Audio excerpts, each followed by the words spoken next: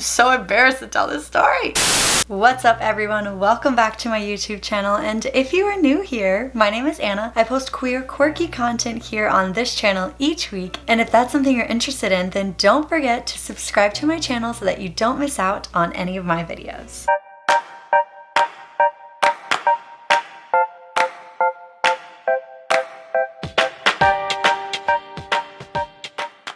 And in today's video, I can't believe I've never done this video before, but we're doing my coming out story. I know I have made a plethora of YouTube videos, but I've never actually told the story of my coming out. So if you want to know how the heck this one came out to the world and quite literally at the same time to herself, then let's get started. Okay, so I figured let's just kind of like run through the story of how it happened real quick. Okay, this is actually gonna be really awkward because I'm really good friends with the person I'm about to talk with now, so it's weird that I'm talking about her in my video, but like, what's up girl? Okay, set the scene. I was a junior in college. I was at a football tailgate with my friends. I went to Indiana University in Bloomington, Indiana, and it is a Big Ten school. We love to tailgate for football games. So at a tailgate, doing my thing, hanging out, and my best friend, I guess I'll just say all these people's names. Oh god, this is so weird. Okay, my best friend Taylor, who is the best person in the world, was like, hey, let's go to the softball tailgate. So stereotypical. Anyways, she's like, let's go to the softball tailgate. Our friend from high school, he was like the manager for the softball team, so he was at the softball tailgate. So she's like, let's go see him. Like, let's go hang out there. And I'm like, I don't want to go to the softball tailgate. Like, I don't know anyone there. I just want to hang out at the tailgate with all of our friends. So we end up going. And okay, I don't know how to say this without sounding so dramatic, but for me, this is literally how it happened. Now I will say I was 21 and under the influence of liquid fun, you know, but still, this is how dramatic it was. We show up to the tailgate, walking, get there, sit down. I'm so embarrassed to tell this story. And oh my god, I can't even get it out. Okay, screw it. There was this girl and I was like, oh, okay. Why do I have this feeling like I'm gay? Just right then and there. I was like, why do I feel like that I'm gay right now in this moment for the rest of my life? It literally hit me like a ton of bricks. Like I saw her and I was like, okay, so I'm gay. That's it. That's the rest of my life. I'm so gay. I was like, okay, saying enamored by her is like bleh, but very intrigued by her. And she had a girlfriend. That was respected. I guess though I did give her some dirty looks, which I didn't mean to, and I'm so sorry, we're friends now, but still, yeah, I just like wanted to be her like very best friend, but I was also like, but I'm also attracted to you like so much. And it was no secret. Like it was absolutely no secret. Everybody knew, including her and her girlfriend at the time, knew that I was attracted to her. I was really embarrassed, but I was also like, I don't know what to do because holy crap, I'm gay as freak. Like what the heck? And I remember that night I called my dad at like midnight and was like, Dad, I have a crush on a girl. And he was like, no, it's, you know, even now, it's just that. And I'm like, no, I have a crush on a girl. He's like, okay. And I was like, nothing, I don't know. I just wanted to tell you, okay, bye, I love you. And like that was it. Everyone found out at the exact same time that I found out. I found out that I was gay along when everyone of my friends found out that I was gay, including this girl that I had literally just met that night. That was fun. And then like for the rest of that year, it was just me like trying to explore my sexuality. I remember I downloaded Tinder. I put it on girls. And I was like, this is weird, this is wrong. And then I would look a little bit and then I put myself in incognito because like I didn't want anyone that I knew to like see me on the app, because I was like, okay, but then they're gonna know that I'm gay. But I don't know if I'm like bi or if I'm a lesbian or if I'm gay or if I'm queer or if I'm like, I don't know. I had no idea. But I would go on Tinder every now and again and like swipe through a bunch of people, and then I would like incognito mode because I'm like, I don't want anyone to know that I'm gay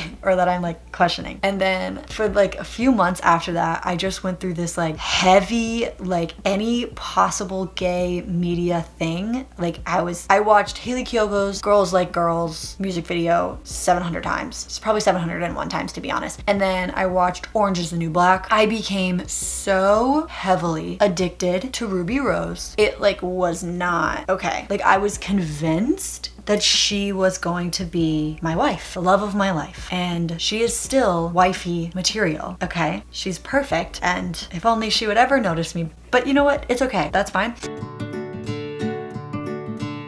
She was my profile screen on my computer. She was my screen on my phone. She was everything to me. I watched her videos on YouTube. I watched everything that she had been in, and I love her. Love, do love. today. Yeah. But I just went through this like binge period of like only gay stuff for like ever. And then I guess it never really stopped, but I just like slowed down. Oh, what the heck? What was I forgetting? I watched The L Word, duh. And that is where I was like, yeah, I'm really gay.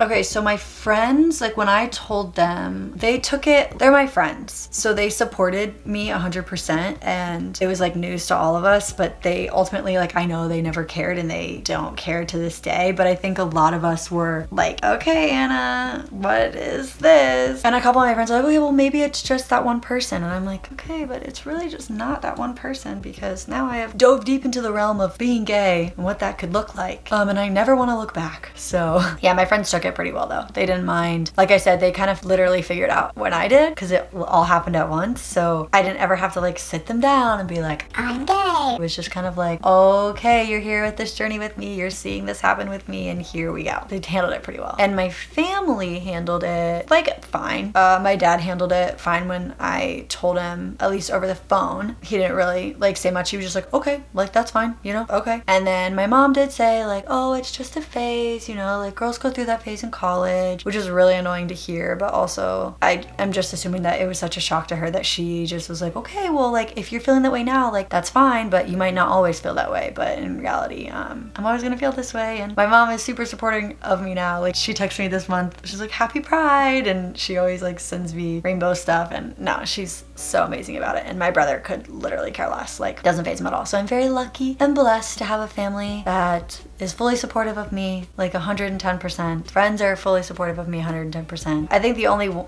instance once, when I was dating my ex-girlfriend, I had a friend say to me, oh, I wonder like if you would ever go back to guys if you two ever broke up. And that was kind of like, ouch. But it was also maybe just like an observation or just like an actual like sincere question. I'm not sure, but that's the only thing that really like bugged me when it came to like someone's reaction of me coming out. And how I came out to the rest of my family, I didn't really like call people or like extended family and tell them during Pride, not this year, not last year's Pride, but the Pride before, when I was dating my ex-girlfriend. I remember I literally just like posted a picture, I think of her kissing my cheek at Pride, and just said like, I captioned it out and about at Pride this year, but I capitalized the word out. And that's kind of like how I showed everyone on like Facebook. Family saw it there, and no one like really reached out to me and said anything in a good way or a bad way, you know, like it was just like very neutral. People were like, oh, okay. I had a few people like friends, colleagues reach out to me and be like, oh my gosh, so proud of you, which was really awesome. Yeah, that's kind of how I came out to everyone. It wasn't this like sit down conversation, very serious and very scared to tell you. To me, I was kind of just like, if my mom and my dad and my brother and my friends are okay with it, then I'm just gonna, here you go world, I'm gay, here I am, it's me. I'm gay. Take it or leave it. I am very well aware that I am super privileged to be able to do that. I know a lot of people aren't able to do that. So if you are not one of those people, just know that my experience is one of the privileged ones. My experience is not the most normal. Like there are plenty of people that unfortunately can't come out or have to hide to certain people, or they have come out and it hasn't been accepted and it hasn't been taken well. So know if you're that person that you're definitely not alone. And that even though I haven't shared that experience with you, I can still be there and support you and be your little home away from home if this is the only queer content you can get, you know? So I'm here for you. Okay, and I also just kind of want to touch on like, I guess my queer journey. And I also want to just like spread awareness to the fact that like it's normal to, when you start questioning your sexuality, like you kind of go all over the place, and you can continue to go all over the place for as long as you want, literally your entire life. But when I first came out, I was like, oh yeah, I'm bi. Like I'm bi, I like men and women. This is before I was educated on the fact that there are more genders than just two, and that being bisexual does not just mean you're interested in men and women. But then I was like, yeah, totally, I like men and I like women. Yeah. And then time went on, and I was like, no, I could never date a cis guy ever again in my life. A straight cis guy could never date again. So then I was like, I'm a lesbian, rock on, super lesbian, 100%. And then I was listening to a podcast called Dyking Out. I love this podcast. I listen to this podcast all the time, and if they would ever have me as a guest, that would literally be the best thing in the freaking world. But I guess I'm not guest material, but maybe one day, we'll see. But I was listening to that, and they were talking about how someone was talking about how they identify with the word queer. Queer was kind of a word that had like a negative connotation for a really long time, but we're all kind of like bringing it back. And so I was like, identifying as queer can leave it to be so much more broad and open than identifying as bisexual or as gay or as lesbian or as pansexual. It's just kind of like, I'm queer. And I think that is when it resonated with me. That was like 2 years ago maybe. I was like, oh, that's where I feel most comfortable, right? Like I like, basically the way that I put it is I am attracted to every single gender except for cis straight guys. It's not my thing. It's not what I'm about. If I'm in a girl on girl relationship, then yeah, like I'll identify with the word queer, gay, and lesbian. But if I'm in a girl on non-binary, gender fluid, gender queer, whatever relationship, like I would more identify with queer and gay. And if I were to be in a relationship with like a trans guy, then I'd be in a relationship with a guy, but I would still identify with the words like queer and gay. So I guess like I identify with a lot of words like queer, gay, lesbian, bisexual, because I'm into more genders than just one.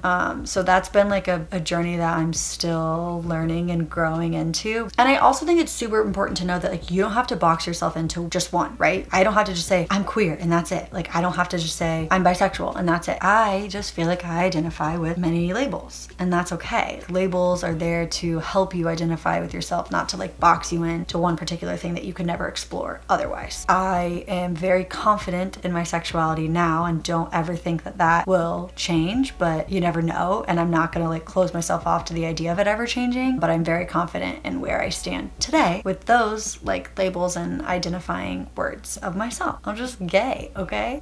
Hey, that rhymed. I'm gay, okay? Okay. Okay. That was my coming out story. It's nothing like that crazy, that wild. It just literally just hit me like a ton of bricks one day. It was like tunnel vision to one particular person who I am very good friends with now. We are very good friends. But I was like, you right there are the reason. Okay, perfect. I'm gay. And that was it. And actually, coming up in my next video, I'm going to be reacting to and reading all of your coming out stories so that it can kind of be like, hey, this is my coming out story. And then the next video will be like, hey, and this is all of your coming out stories. So I can kind of share the fact that everyone's story is so unique and different and journey is completely 100% unique to the person. So if that is something that you would be interested in, then of course, subscribe to my channel, like this video, leave more coming out stories in the comments down below. Let's all talk about our coming out stories, or maybe if you're not out yet, then you can put, hey, I was thinking about coming out to this person this way. What do you think? And then we can all kind of like chit chat and discuss it together. All right, everyone, and I will see you in my next one. Bye.